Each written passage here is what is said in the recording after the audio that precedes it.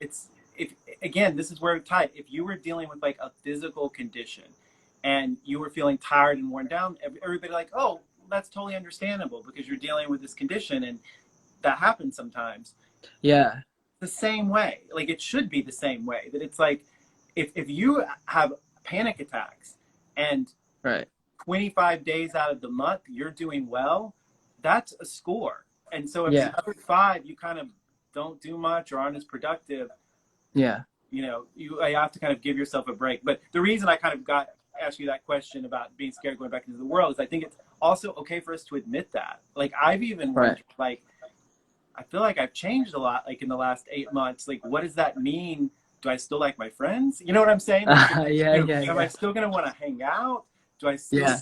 Um, and I think it's okay just to admit that in the same way we've all had to wing this together and figure out how to do it, we're just gonna have to figure that out. And so my my hope for you, especially because there's 6,000 people here listening to this, is that if that happened to you on stage, you could just go into your microphone and say, guys, I need to, you know, I'm going home. Bye. to say it. Bye. Bye.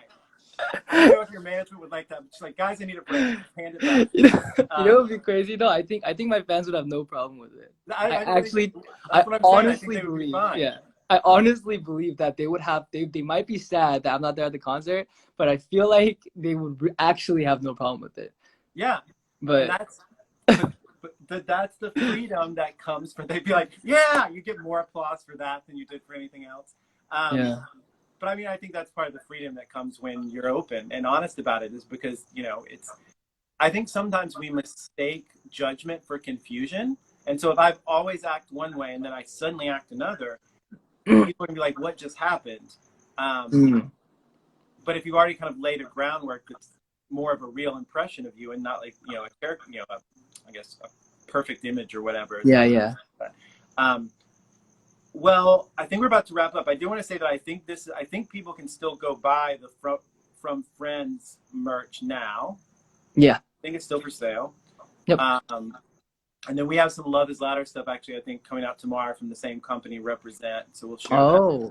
that. But also, like, I look forward. I'm so glad that I got to meet you. I'm in a way glad that the host that was supposed to do this wasn't able to show up, so I could hang out with you for a little while and sit around and I appreciate that. Thanks for messing up.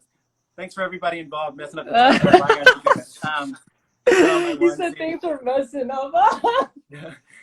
No, I appreciate that. I don't know who Thank messed up, but whoever did.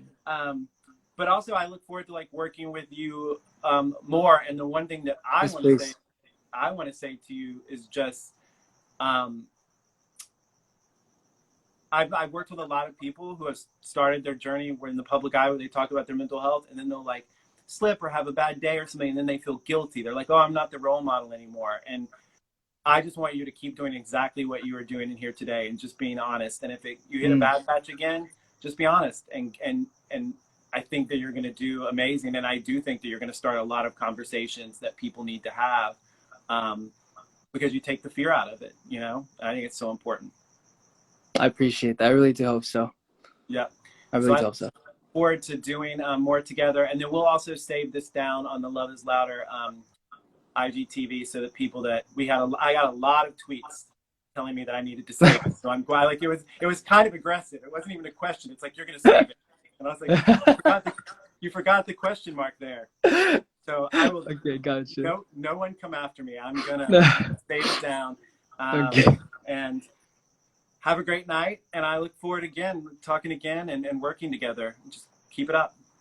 Thank you so much for having me. And thank you so much for just being a part of our run through Represent. And we really appreciate it. We really appreciate you guys and everything that you guys do for the community.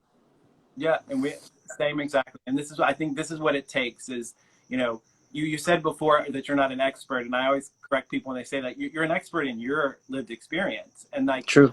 That's what we need to hear. I actually think I can tell you a million facts about mental health. I think probably the most valuable thing I have is my story.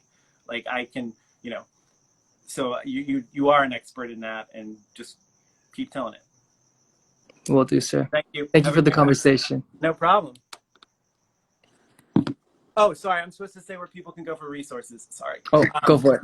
If you go to loveislouder.org, um, there's all sorts of tips and tools, but also up in the corner, there's a box that says resources. And if you click that, it's going to be all of the hotlines and the different websites where you can go, you know, depending on if you're dealing with anxiety or depression or issues related to sexuality. We've got it all divided out so you can kind of find what you need. And then if you don't find what you need, there's some numbers and some text lines on there that you can reach out to that can help. Great. Okay, I'm going to pause for a minute to make sure no one's going to message me and tell me I forgot something. Okay, great. Y'all have a You're good good. night. Thank Have a you. good night.